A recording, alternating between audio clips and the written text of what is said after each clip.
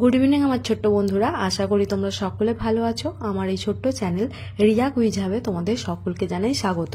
তো বন্ধুরা, আজ আমরা ক্লাস 3 যে বাটারফ্লাই নামক টেক্সট বই আছে সেই বইয়ের রিভিশন লেসনের পেজ নাম্বার 4 থেকে 7 পর্যন্ত অর্থাৎ অ্যাক্টিভিটি 6 থেকে 10 এর এ পর্যন্ত আলোচনা করব। তো চলো শুরু করা যাক।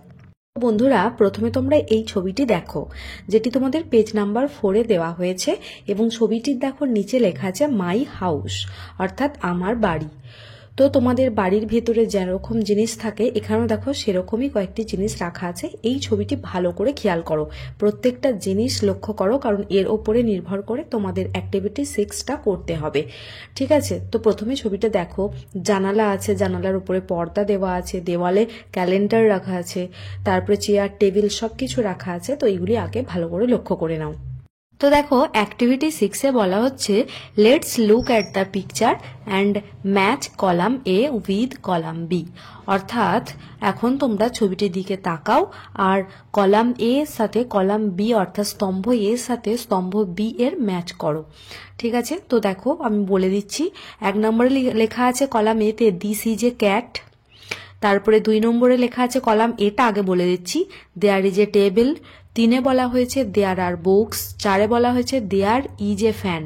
5-এ বলা হয়েছে দেয়ার ইজ এ ক্যালেন্ডার এবং 6-এ বলা হয়েছে দেয়ার ইজ এ চেয়ার। এরপর দেখো কলাম বি অর্থাৎ স্তম্ভ বিতে বলা হচ্ছে hanging from the ceiling, on the table, beside the table, hanging on the wall, at the corner of the room, under the bed. তো তোমাদের যেটা কলাম এ এর সাথে কলাম বি ম্যাচ করবে ছবি দেখে মনে হবে, তো তোমরা আগে নিজেরা চেষ্টা করো, তারপর আমার বলা উত্তরের সাথে মিলিয়ে নাও। দেখো এবার আমরা ম্যাচিংটা করে নেব। তো দেখো কলাম এতে লেখা আছে 1 নম্বরে যে দেয়ার ইজ এ ক্যাট। এবার আমরা ছবির দিকে তাকাবো। ছবিতে আমরা কি দেখতে পাচ্ছি? হ্যাঁ, একটি বিড়াল আছে এবং সেটি কোথায় আছে? দেখো বিছানার নিচে আছে। তো বিছানার নিচে বোঝাতে সবসময় আন্ডার দ্য বেড হয়। তো দেখো এখানে কলাম বিতে 6 নম্বরে লেখা আছে আন্ডার দ্য বেড। তোমাদের বোঝার সুবিধার্থে আমি ডান দিকে ওগুলোর মার্কিং করেছি 1 2 3 করে, যাতে আমি যখন বলবো তোমরা সঙ্গে সঙ্গে বুঝতে পারো যে আমি কোন লাইনটার সঙ্গে ম্যাচিংটা করছি। তাহলে কলাম এ এর 1-এর সাথে কলাম বি এর যে 6-এ লেখা আছে আন্ডার দ্য বেড সেটি হয়ে যাবে সঠিক উত্তর, অর্থাৎ there is a cat under the bed. এরপর দেখো কলাম এতে বলা হচ্ছে যে দেয়ার ইজ এ টেবিল। এবার আমরা ছবির দিকে তাকাবো। হ্যাঁ, ছবিতে আমরা কি দেখতে পাচ্ছি? একটি টেবিল দেখতে পাচ্ছি, কিন্তু সেটি কোথায় দেখতে পাচ্ছি ভালো করে লক্ষ্য করলে দেখবে যে টেবিলটি ঘরের এক কোণে রাখা আছে। কোণ বলতে সবসময় ঘরের কোণ বলতে কর্নার বলা হয়। ঠিক আছে, তো দেখো তাহলে এটা কোনটার সাথে ম্যাচিং করবে? কলাম বিতে যে 5 নম্বরে লেখা আছে at the corner of the room, অর্থাৎ there is a table at the corner of the room, অর্থাৎ ঘরের এক কোণে একটি টেবিল আছে। 3 নম্বরে দেখো দেয়ার আর বুকস। তো এবার আমরা ছবিতে তাকাবো যে বইগুলি কোথায় আছে। দেখো বইগুলো আমরা দেখতে পাচ্ছি যে টেবিলের ওপরে রাখা আছে। সবসময় টেবিলের ওপরে কিছু জিনিস রাখা বোঝাতে অন দ্য টেবিল হয়ে থাকে।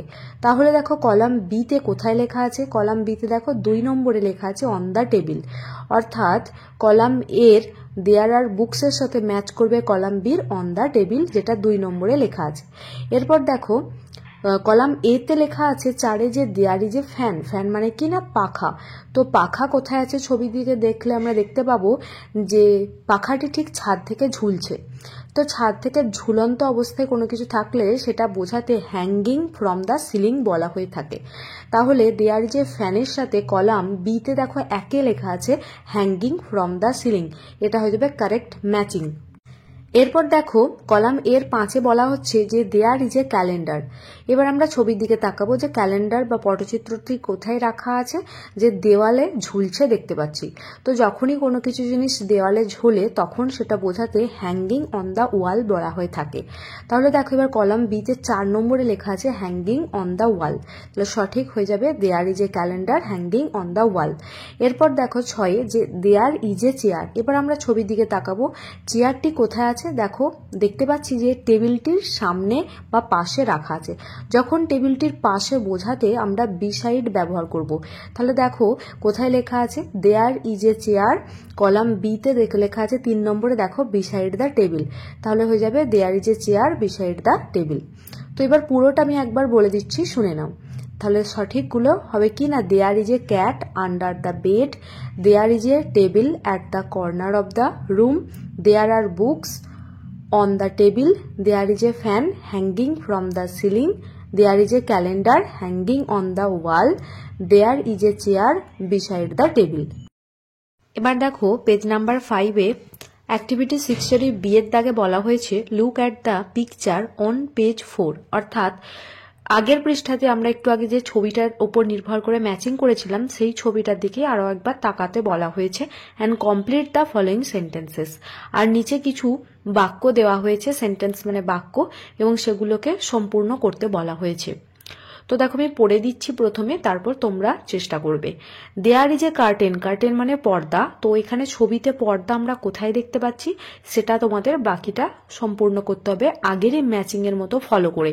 2 নম্বরে দেখো বলেছে দেয়ার আর সাম পিলোজ, অর্থাৎ কিছু বালিশ আছে এবং সেটা কোথায় রাখা আছে তোমাদের ছবি দেখে বাকিটা পরিপূর্ণ করতে হবে।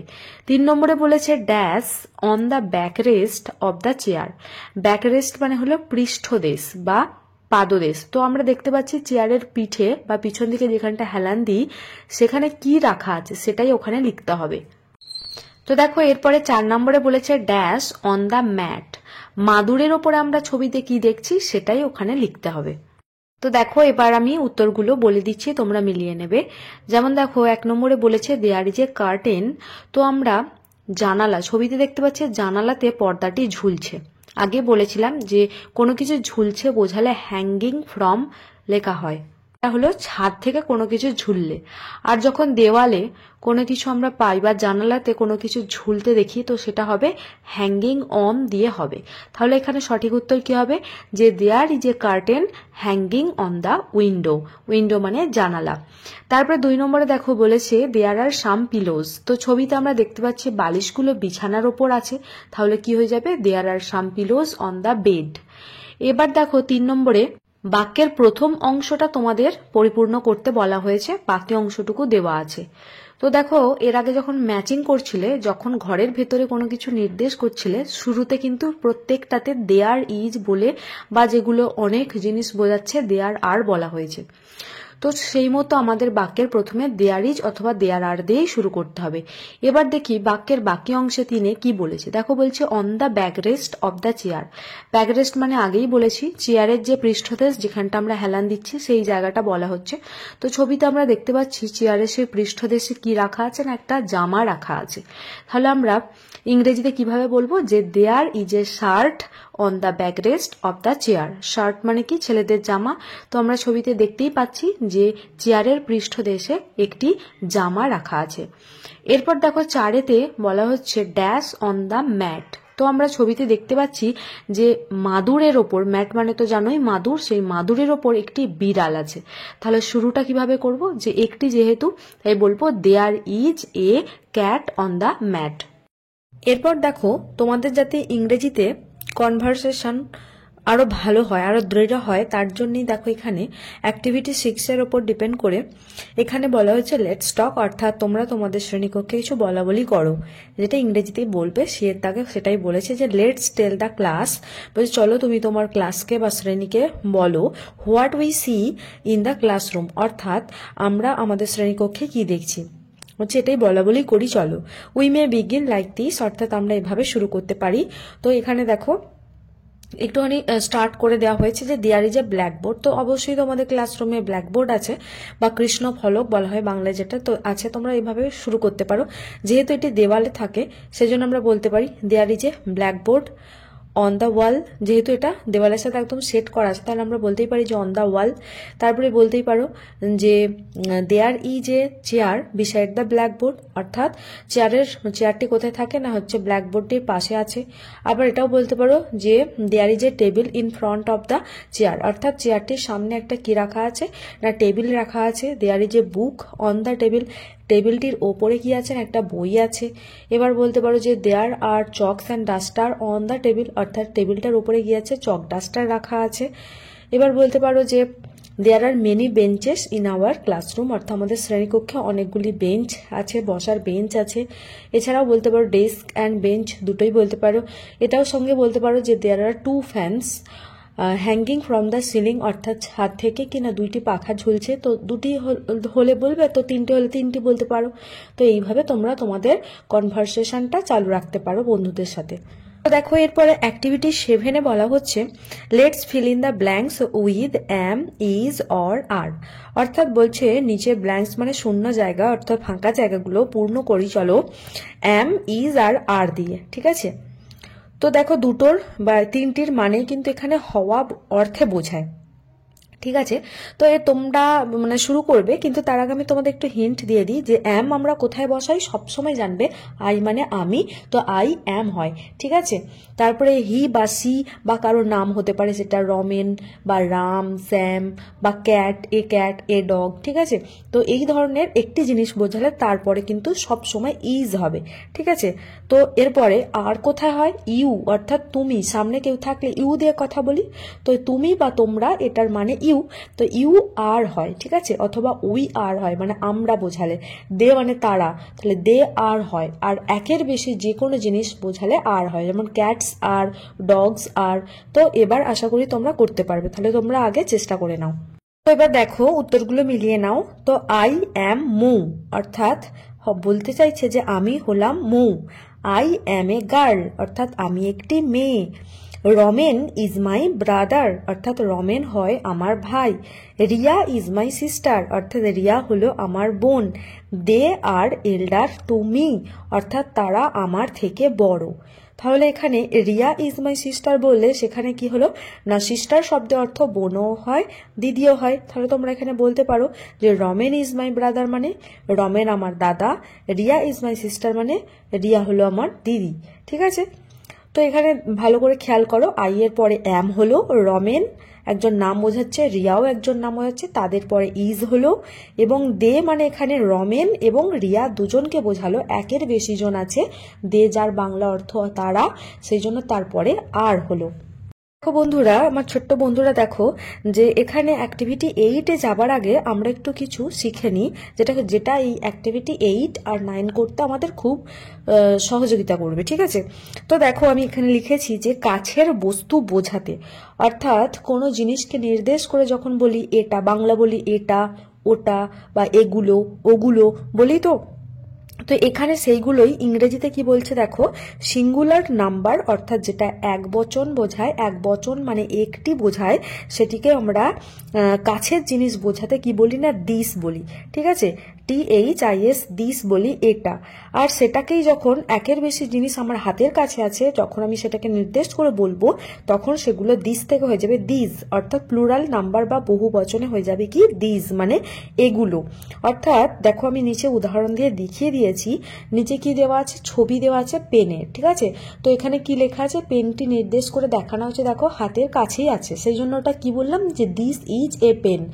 দিস আমি আগেই বলেছি ইজ কখন হয় না, যখন একটি জিনিস বোঝাবে, যেহেতু এখানে একটি মাত্র পেন আছে, সেজন্য দেখো দিস এর পর ইজ হলো যে দিস ইজ এ পেন।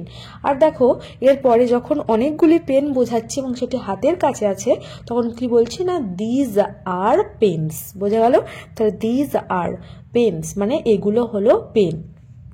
এবার দেখো একইভাবে যখন তোমার হাতের কাছে কোনো জিনিস নেই, সেটা দূরে দেখতে পাচ্ছ আছে এবং সেগুলোকে তুমি নির্দেশ করে বোঝাতে চাইছো, তখন কি বলবে না, ওটা বা ওগুলো। ঠিক আছে, যেগুলো সিঙ্গুলার নাম্বার মানে এক বচনে বলা হয় দ্যাট মানে ওটা, এবং সেটাই যখন অনেকগুলি বোঝাবে প্লুরাল নাম্বারে কি বোঝাবে না, দোজ হবে। তারপরে দেখো ওখানে বলা আছে যে দূরের বস্তু বোঝাতে, অর্থাৎ দূরের বস্তু বোঝাতে বা নির্দেশ করতে আমরা দ্যাট এক বচনে এবং প্লুরালে দোজ ব্যবহার করি। একইভাবে দ্যাট যেহেতু একটি বোঝাচ্ছে দ্যাট ইজ হয়, দোজ যেহেতু অনেকগুলি বোঝাচ্ছে দোজের পর আর হবে। এবং দেখো আমি উদাহরণ দিয়েও বুঝিয়ে দিয়েছি, হাতে পয়েন্টিং করেও দেখিয়েছি। দেখো কি লেখা আছে যে দ্যাট ইজ এ স্টার, অর্থাৎ ওটা একটি তারা। আর যখন অনেকগুলি হয়ে যাচ্ছে এবং দূরে আছে, তখন কি বলেছে না, দোজ আর স্টার্স, অর্থাৎ ওগুলো হলো তারা বা নক্ষত্র। তো চলো এবার আমরা অ্যাক্টিভিটি 8 এবং 9 কমপ্লিট করে ফেলি। তো দেখো অ্যাক্টিভিটি 8 আমি যে এতক্ষণ বোঝালাম তার উপর ডিপেন্ড করে আমার মনে হয় তোমরা আগে চেষ্টা করো যে তোমরা বুঝতে পারলে কিনা আমার কথাগুলো, তারপর আমার বলা উত্তরের সাথে মিলিয়ে নেবে অ্যাক্টিভিটি 8। তবু আমি একবার পড়ে দিচ্ছি। দেখো একেরটা লেখা আছে that dash dash is a cat, এবং অনেকগুলি বোঝাতে দেখো অ্যান্ড ড্যাশ আর ডগস। দুয়েরটা বলছে ড্যাশ ইজ এ ফ্লাওয়ার, এবং তারপরে বলছে ড্যাশ আর লিভস। তারপরে দেখো তিনেরটা বলছে dash are birds and dash is an owl. চারেরটা বলছে dash are ants and dash is a butterfly. তারপরে পাঁচেরটা দেখো বলা হচ্ছে যে dash are children and dash is an old man, অর্থাৎ এখানে দিস এবং দিজ ব্যবহার করতে হবে। দেখো 1 নম্বরে কি হচ্ছে না দিস ইজ এ ক্যাট, অর্থাৎ এটি হয় একটি বিড়াল। ছবি দেখে বুঝতে পারছো একটি আছে, সেই জন্য কি হলো দিস ইজ এ। এবং দেখো অ্যান্ড দিয়ে তারপর দেখো অনেকগুলো আমরা কুকুর দেখতে পাচ্ছি, তাহলে কি হবে না দিজ আর ডগস, অর্থাৎ এগুলো হলো কুকুর। দুয়েরটা দেখো একটি মাত্র ফুল দেখছি, তাহলে কি হবে না দিস ইজ এ ফ্লাওয়ার, অর্থাৎ এটি একটি ফুল। ঠিক একইভাবে দেখো অ্যান্ড দিয়ে দেখো একটা গাছ মানে গাছের ডালের মধ্যে অনেকগুলো পাতা দেখতে পাচ্ছি, তাহলে কি হবে না দিজ আর লিভস, অর্থাৎ এগুলো হলো গাছের পাতা। তারপরে দেখো তিনেরটা আমরা দেখতে পাচ্ছি যে দুটি পাখি দেখতে পাচ্ছি, তাহলে কি লিখবো না দিজ আর বার্ডস, অর্থাৎ এগুলো হলো পাখি। And dash is an owl, দেখতে পাচ্ছি ছবিতে একটি পেঁচা, তাহলে কি হবে না দিস ইজ অ্যান আউল। তারপর চারেরটা দেখো অনেকগুলি পিঁপড়ে দেখতে পাচ্ছি এবং সেগুলো কাছেই আছে, তাহলে কি বলবো না দিজ আর অ্যান্ডস, অর্থাৎ এগুলো হয় পিঁপড়ে। And dash is a butterfly, তাহলে কি হবে না এটা হলো একটি প্রজাপতি। এরপর পাঁচেরটা দেখো অনেকগুলি শিশুকে দেখতে পাচ্ছি, তাহলে কি বলবো না দিজ আর চিলড্রেন, অর্থাৎ এগুলো হলো শিশু। অ্যান্ড তারপর একটি বয়স্ক ব্যক্তিকে দেখতে পাচ্ছি, তাহলে কি হবে না this is an old man, অর্থাৎ ইনি হলেন একজন বৃদ্ধ ব্যক্তি। এরপর দেখো অ্যাক্টিভিটি 9-এ বলা হয়েছে let's fill in the blanks with that and those, অর্থাৎ ওটা এবং ওগুলো, এই দুইটি শব্দ দিয়ে আমাকে নিচের শূন্যস্থানগুলো পূরণ করতে হবে। তোমাদের আমি আগেই বুঝিয়ে দিয়েছি যে দূরের বস্তু বোঝাতে এক বচনে দ্যাট আর বহু বচনে বা প্লুরালে দোজ ব্যবহার করা হয়। তো আমি একবার পড়ে দিচ্ছি। দেখো dash is a boy and dash are girls. 2 নম্বরে বলছে dash is a tree and dash are fruits. 3 নম্বরে বলছে dash is a pond and dash are ducks. 4 নম্বরে বলছে dash are wickets and dash is a cricket ball. Dash are hills and dash is a river. তো তোমরা আগে চেষ্টা করো। তো দেখো 1 নম্বরে তাহলে কি হবে না দ্যাট ইজ এ বয়, অর্থাৎ ওটা একটি ছেলে। And dash those are girls, এবং ওগুলো হলো মেয়ে। 2 নম্বরে দ্যাট ইজ এ ট্রি, ওটা হয় একটি গাছ। অ্যান্ড দোজ আর ফ্রুটস, ওগুলো হলো ফল। দ্যাট ইজ এ পন্ড, অর্থাৎ ওটা একটি পুকুর। অ্যান্ড দোজ আর ডাকস, আর ওগুলো হলো হাঁস। দোজ আর উইকেটস, ওগুলো হলো wicket. And that is a cricket বল, এবং ওটা হলো একটি ক্রিকেট খেলার বল। 5 নম্বরে কি আছে দোজ আর হিলস, অর্থাৎ ওগুলো হলো পাহাড়, ছোট ছোট পাহাড়। হিলস মানে কিন্তু ছোট পাহাড় বোঝায়, আর মাউন্টেন মানে পর্বত। And that is a river, এবং ওটা হলো একটি নদী। এরপর দেখো অ্যাক্টিভিটি 10-এর আবার পার্ট নাম্বার তে বলা হচ্ছে draw this picture by joining the numbers, অর্থাৎ এখানে বলা হয়েছে যে এই যে ছবিটি সেটাকে তোমরা আঁকো বা অঙ্কন করো বাই জয়নিং দ্য নাম্বারস, অর্থাৎ এখানে সংখ্যাগুলোকে যোগ করার দ্বারা। Label the various parts of the body, এবং সেগুলো আঁকার পরে লেবেল করো, মানে তোমাকে প্রত্যেকটা পার্ট পার্ট করে বলে দিতে হবে যে এখানে শরীরের কোনটা কি অংশ, যেমন কোনটা হেড মানে কোনটা মাথা, কোনটা ফিঙ্গার্স মানে কোনটা আঙুল, এগুলো দেখাতে হবে। You can use the help box, এখানে হেল্প বক্সে তোমার পার্ট মানে বডি অফ পার্টস অর্থাৎ শরীরের অংশগুলোর নাম দেওয়া আছে। তোমরা ছবিটা আঁকার পর সেখান থেকে মার্ক করে বলতে হবে যে কোনটা শরীরের কোন অংশ। ঠিক আছে, তো তোমাদের আমি একটু বলে দিই যে ছবিটা কি করে আঁকবে। দেখো এখানে নাম্বারিং করা আছে 1 থেকে একদম 69 পর্যন্ত। তো তোমরা 1, মানে 1 2 3 4 করে এইভাবে প্রত্যেকটা লাইন টেনে টেনে যাবে।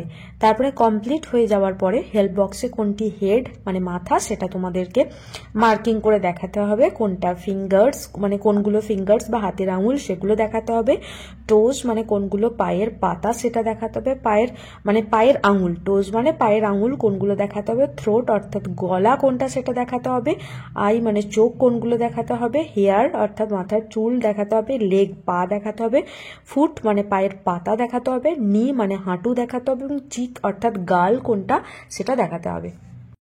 তো দেখো ছবিটি ড্র করলে ঠিক এরকম দেখাবে যে একটি মেয়ে সে কি করছে না লাফ দড়ি খেলছে, ঠিক আছে।